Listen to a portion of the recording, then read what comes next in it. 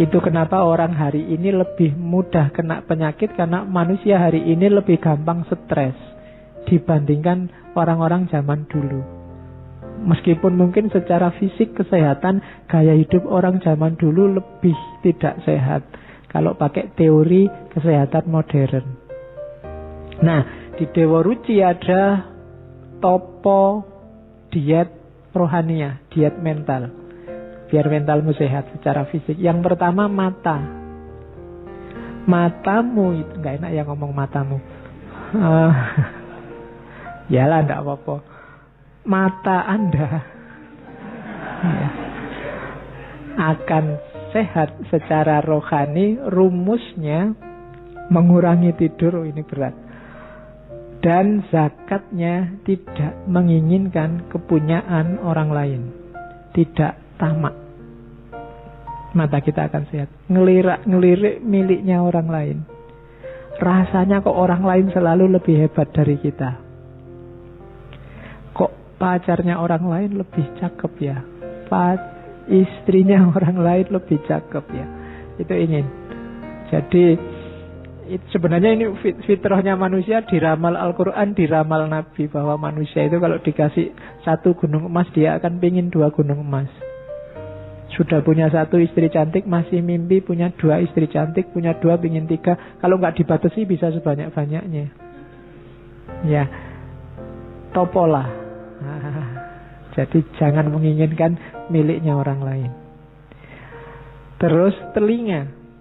Kalau telinga, toponya adalah mencegah hawa nafsu.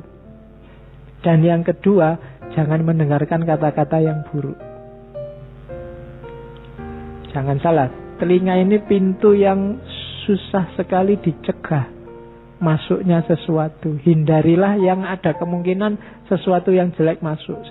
Sesuatu yang jelek itu bisa caci maki, omongan jelek, teori-teori yang menyesatkan, konsep-konsep yang bikin kita terlena, macam-macam. Hindari itu. Karena kalau itu masuk lewat telingamu, dia segera masuk ke kepalamu, ke otak. Kalau kamu nggak mau nerima, dia akan tersimpan di bawah sadarmu. Kadang-kadang nyetir kamu, tapi kamu nggak terasa. Jadi mata sama telinga penting untuk menjernihkan hati dan pikiranmu. Maka puasalah mendengarkan yang tidak penting. Dan mata juga puasalah melihat yang tidak penting. Yang itu simbolnya miliknya orang lain. Jadi itu. Terus hidung. Kalau hidung mengurangi minum. Terus tidak suka mencela keburukan orang lain. Jadi jangan suka mencela orang lain. Dan saya tidak tahu ya, Indonesia hari ini lagi-lagi ya peradabannya sedang surut. Mungkin kita agak banyak melupakan pesannya nenek moyang kita. Jangan salah, Sunan Kalijogo mendakwahkan semua ini karena mungkin beliau ngerti benar karakter kita. Ini orang Jawa, orang Indonesia, orang Nusantara itu karakternya begini, maka obatnya ini. Jangan cari obat di mana-mana. Mereka yang sangat dekat sama Allah sudah ngasih kita obat. Yang selama ini sering kita cuekin.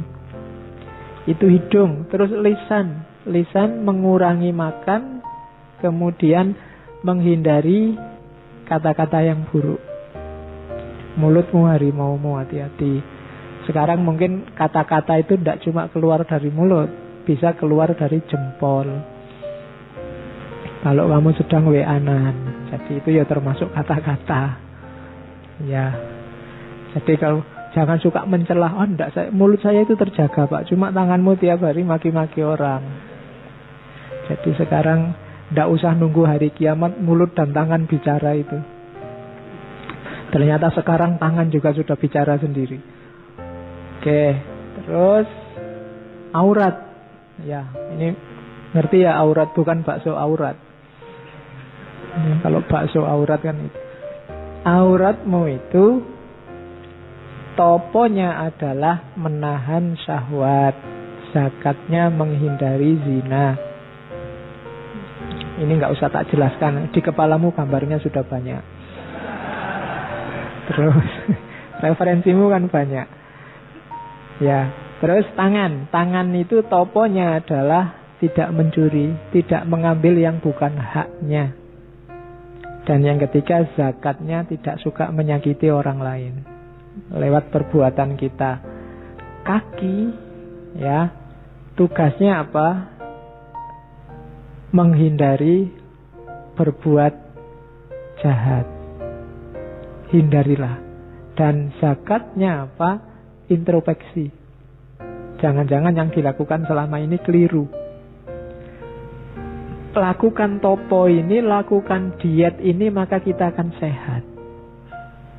Mata, telinga, hidung, lesan, aurat, tangan, dan kaki. Hidupmu akan tentram. Pakai rumus ini. Ini yang pesan bukan saya, tapi Sunan Kalijaga lewat suluk Dewa Ruci dan suluk linglungnya. Ini yang paling terkenal dari Sunan Kalijaga, namanya Kidung Rumeksa ing Wengi. Kalau zaman dulu orang Jawa disuruh dibaca kalau malam. Bahasa fenomenologi agama ini sejenis mantra. Bahasa kita namanya doa. Doa tolak balak versi Jawa. Kenapa sih kok Sunan Kalijaga tidak ngasih doa-doa yang bahasa Arab? Lagi-lagi hubungannya sama audiens. Audiennya orang Jawa. Daripada diajari bahasa Arab, mungkin bisa menirukan, tapi tidak ngerti maksudnya. Sementara doa itu kan meminta sesuatu. Minta sesuatu, ya harusnya kita paham yang diminta apa. Kan sering kita itu apal doa tapi tidak ngerti artinya. Wong doa itu minta, kita tidak jelas minta apa. Kadang-kadang doa kita apalan, sambil berdoa, sambil tangannya wil-wil, sambil apa, sambil tidak jelas. Loh itu Allah yang dimintai lah, ya bingung, kamu itu minta apa? Maka Sunan Kalijaga ngasih versi Jawanya, namanya Kidung Rumeksa ing Wengi. Agak panjang, cuma saya potong bagian awal sama bagian akhir. Silahkan dipelajari sendiri. Cuma yang tak kasih tanda-tanda kuning itu bagian-bagian akhir. Menurut saya unik. Nama-nama nabi dan sahabat yang disebut oleh Sunan Kalijaga dengan kualifikasinya masing-masing. Ini silahkan nanti, menurut saya kidung ini bisa kamu bikin tesis atau bahkan disertasi.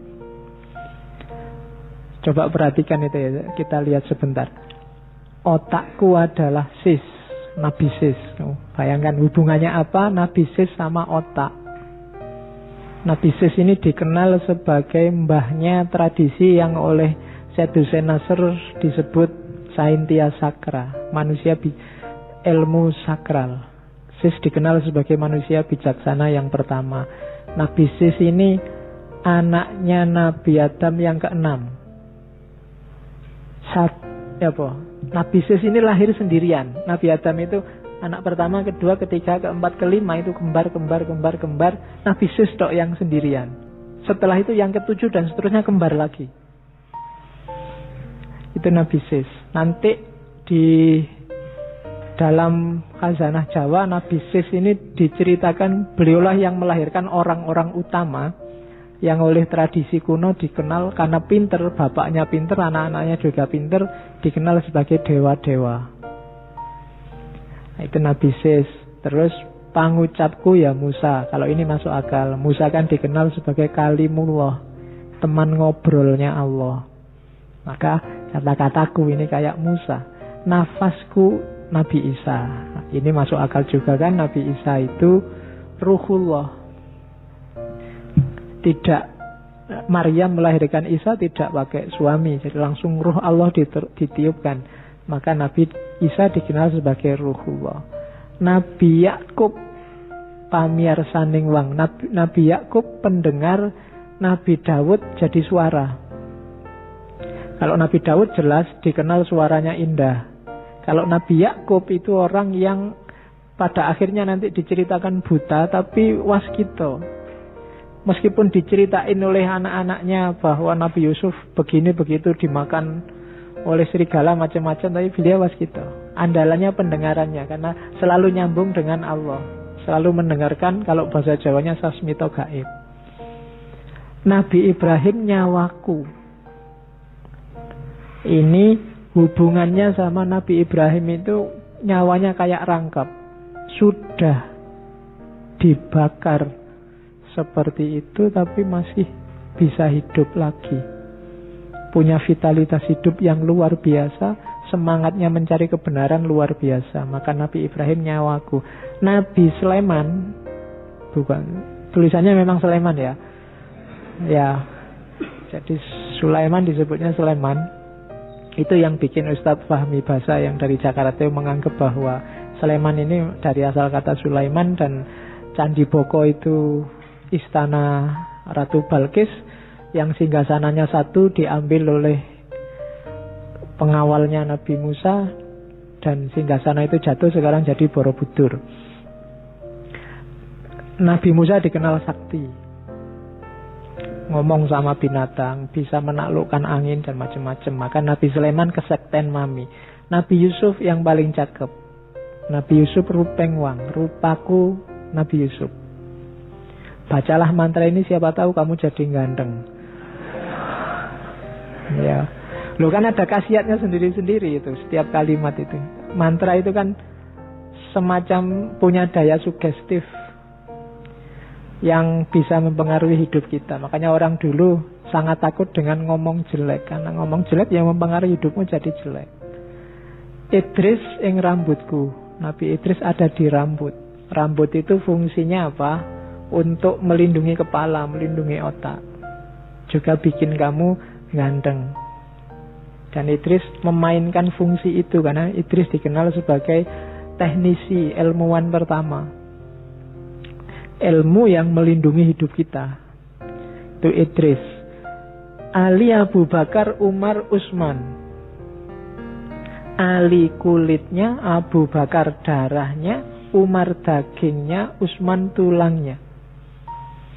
Teladanilah dari 4 khalifah ini dengan karakternya masing-masing dalam hidupmu. Seraplah etos religius keberagamaan mereka.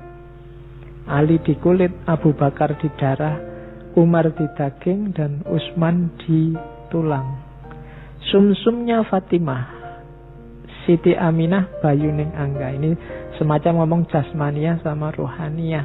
Sumsum itu kan semacam pendukung hidup, dayanya. Itu mirip kayak Fatimah.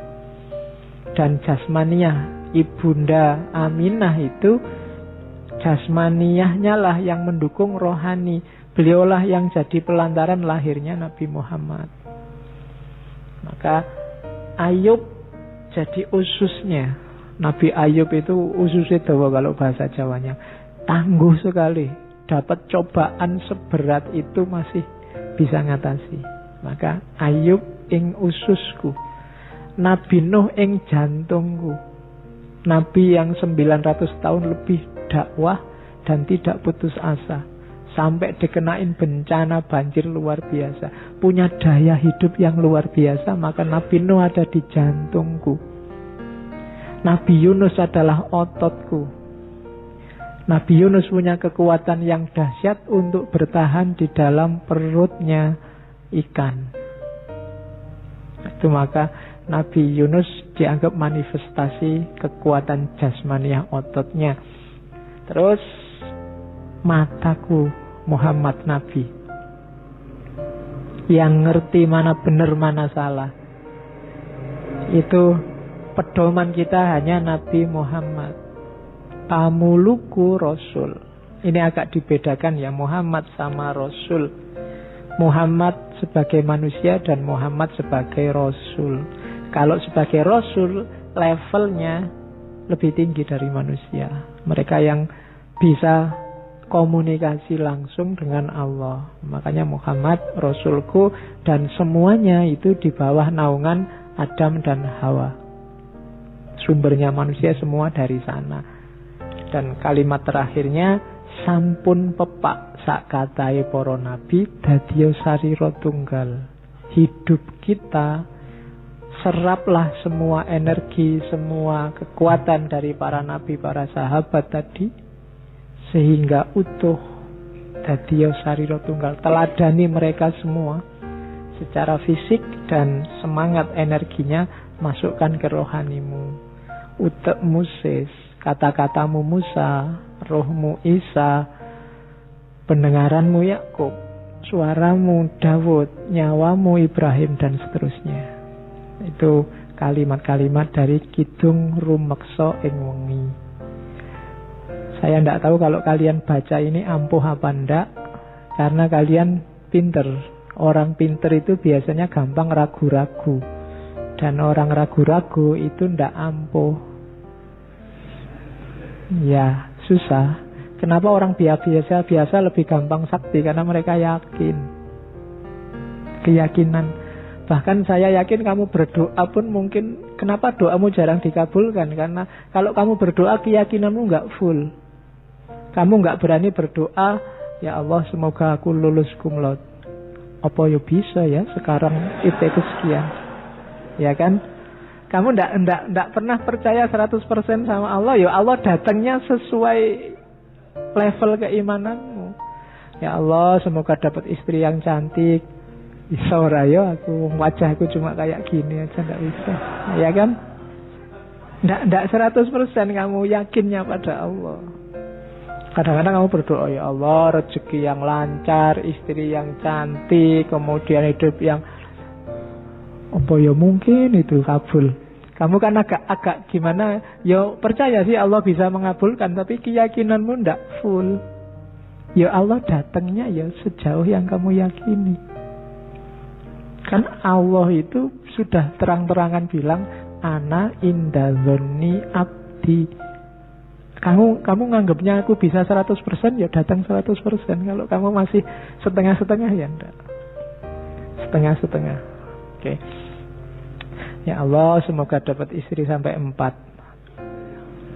Ketoke susah ya. Ya sudah susah memang. Kamu sendiri nganggapnya susah kok. Ya Allah ndak akan datang. Ya kan? Oke. Kalau kamu mantep yakin besok mesti istrinya 4. Nanti paling Allah jawabnya lah kok enak. Oke. Terus ini syair yang paling terkenal lagi dari Sunan Kalijogo, Lir Ilir.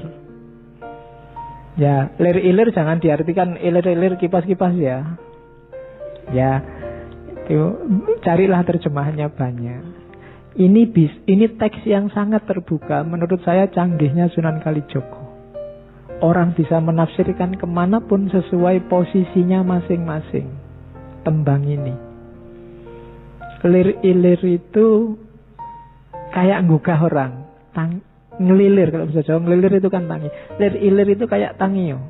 Bangunlah, bangkitlah. Tandure wis sumilir. Tanamannya sudah mulai tumbuh. Tak ijo royo-royo, tak sengguh kemanten anyar. Segar sekali warnanya hijau. Membahagiakan sekali, kayak bahagianya pengantin baru. Oh itu kan tafsirnya bisa macam-macam. Bangunlah. Sekarang situasinya sudah mendukung. Nah itu kan bisa kamu masukkan siapa saja. Kayak kamu, mahasiswa aktiflah, nulislah. Fasilitasnya sekarang banyak, itu juga bisa. Pemimpin, ayo bangkit. Ini sekarang apa-apa sudah mudah. Itu bisa, siapa saja bisa masuk ke situ.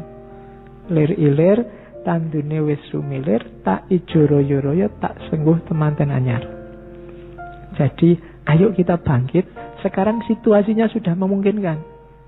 Fasilitasnya sudah lengkap nih. Terus, cah angon, penek no blimbing kui. Lunyu-lunyu penek no, kanggo mbasuh dodo tiro. Nah ini cah angon itu juga bisa siapa saja, termasuk dirimu sendiri. Kullukum ro'in, setiap orang adalah pemimpin, setiap orang adalah cah angon. Paling tidak kamu sedang angon dirimu sendiri. Penek no belimbing kui, ibaratnya pakai belimbing ya. Banyak keutamaan-keutamaan yang memang jumlahnya 5. Rukun Islam, Pancasila. banyak yang isinya 5. Bahkan sebelum ada Pancasila Indonesia itu kan ada di Jawa dulu Pancasilanya Buddha. Itu juga isinya mirip kayak Ten Commandment-nya, 10 perintah Tuhannya Musa, jangan membunuh, jangan bohong, dan macam-macam. Itu juga blimbing. Lunyu-lunyu penekno kanggo mbasuh dodot ira. Meskipun licin harus kamu panjat. Meskipun susah, keutamaan itu harus kita panjat. Kanggo mbasuh dodot ira, untuk membersihkan, untuk mencuci baju kita. Ya, baju itu ibarat dari diri kita, untuk membersihkan diri kita. Wahai para pemimpin, termasuk pemimpin dirimu sendiri, naiklah, panjatlah blimbing itu, lakukanlah keutamaan itu, jalankan yang baik-baik itu meskipun susah. Untuk apa? Untuk membersihkan dirimu, untuk membersihkan diri kita. Kenapa sih harus dibersihkan? Dodot iro kumitir bedah ing pinggir. Dondomono jlumatono kanggo sebo mengko sore. Ya, dodot itu baju. Ya, tadi kita artikan diri. Bajumu itu kan dodot iro, itu robek pinggirnya. Dodot itu kalau Jawa mungkin lebih ke jarit. Orang Jawa itu kan meskipun laki-laki dulu kan bawahnya pakai jarit. Bajumu itu sekarang sedang sobek pinggirnya, ndak utuh. Ya karena nafsu. Maka jahitlah, rawatlah biar bagus. Untuk apa? Untuk sebo mengko sore. Sebo itu menghadap. Sebo kalau orang Jawa menghadap ke raja, menghadap ke orang yang dimuliakan, itu sebo. Untuk biar gak malu kalau ketemu Tuhan, jahitlah bajumu, perbaiki dirimu. Mumpung padang rembulane, mumpung jembar kalangane. Mumpung masih jelas, masih terang mana benar mana salah. Mumpung kesempatan itu datang. Mumpung tandure wis sumilir, tak ijo royo-royo, tak sengguh kematen anyar. Ayo melakukan suluk, memanjat blimbing meskipun lunyu. Dan terakhir ya surao surak hiyo. Ini surak itu disuruh bilang, sudah ya, sudah tak kasih tahu, ayo bilang iya. Jangan bilang tidak. Karena ini memang tugas kita sebagai manusia. Surak iya, kalau ada perintah yang baik, iya kan, jangan ditidakkan, jangan didiskusikan kelamaan, nggak jalan-jalan. Ayo diiyakan aja terus dijalani. Yo surak iya. Ini teks yang terbuka, bisa masuk kemana-mana dan pada siapa saja. Itu ilir. Ini nasihat Sunan Kalijogo pada Sunan Tembayat. Sunan Tembayat itu mantan Bupati Semarang zaman itu. Saya ambil karena terkenal juga, sering disebut orang. Jadi urip iku nang donya tan lami. Umpamane jebeng menyang pasar, jebeng itu engkau, sekiranya engkau ke pasar, tan langgeng ning pasar bae. Tan wurung nuli mantuk, mring wismane sangkane uni. Jadi hidup di dunia ini tidak selamanya. Hidup di dunia ini kayak kita pergi ke pasar. Ya seneng sih, di pasar itu ada macam-macam. Yang kita butuhkan ada. Tapi tan langgeng ning pasar bae, kita tidak akan selamanya ada di pasar. Emangnya ngapain kita di pasar terus? Wong pasar itu ada masanya. Pasti akan pulang. Pulangnya kemana? Mring wiswane sangkaning uning, ke rumahnya asalnya dulu. Jadi hidup di dunia ini kayak orang ke pasar. Ibu pergi ke pasar, nah itu kan pasti pulang, kecuali ibunya jalan-jalan dulu. Tapi lama-lama juga pasti pulang. Ya kecuali minggat Itu kan wong ngeyel, kamu kan selalu begitu. Oke, jadi pasti kembali ke rumah. Kita pasti akan kembali ke asal. Itu nanti ajarannya kan namanya sangkan paraning dumadi. Kita asalnya dari mana akan kembali ke situ. Dan Al-Quran menyebutnya tegas. Asalnya dari Allah, kembali ke Allah. Innalillahi wa inna ilaihi roji'un. Makanya kalimat selanjutnya, jangan meragukan asal usulmu. Nanti semua orang akan tahu kalau asalnya dari rumah yang dulu. Kamu gak usah ragu-ragu. Kalau sudah dibilangi ilaihi roji'un, pasti nanti kembali ke Allah kok. Sebelum keliru, yakini sekarang daripada terlambat. Semua kita akan kembali ke rumah yang dulu. Jangan sampai tersesat. Apalagi jika tersesat dalam hidup sesudah mati. Kenapa? Sia-sia. Jika hidup harus tersesat tanpa jiwa, pergi kemana-mana seperti mega terbawa angin. Oh, kalau bahasa Jawa bukan mega ya, mego. Kalau mega, bayanganmu Megawati nanti. Seperti mega terbawa angin, orang bayangke ya Bu, mega terbawa angin. Akhirnya jadi hujan. Jadi hidup kita ini jangan ngawur. Kalau ngawur nanti sia-sia. Kadang-kadang mungkin kita terbang, naik ke atas, kita jaya, kita sukses luar biasa. Akhirnya ya jadi hujan, akan kembali lagi. Jadi ingat, apapun peristiwanya tetap ilaihi roji'un. Dan jiwa tidak akan mati, tidak finish setelah kita mati. Karena jiwa tidak akan mati, kekal abadi dunia akhirat. Jadi awas keliru, jangan tersesat oleh kejayaan, oleh kesuksesan. Setinggi apapun kamu naik, akan kembali lagi. Ibaratnya air menguap jadi mendung, akhirnya hujan, ya kembali lagi ke laut. Apapun yang terjadi, entah kapan, mungkin masih lewat sungai-sungai kecil dulu, lewat got-got dulu, akhirnya tetap nanti ke laut. Jadi hidup di dunia itu tidak lama. Jangan sampai sesat. Ingat-ingatlah rumah asalmu, biar kamu bisa pulang. Kalau kamu nggak bisa pulang, kamu bingung nyari rumah, ya kamu pusing sendiri, tersesat, nanti lama pulangnya. Nah, itu nasihat.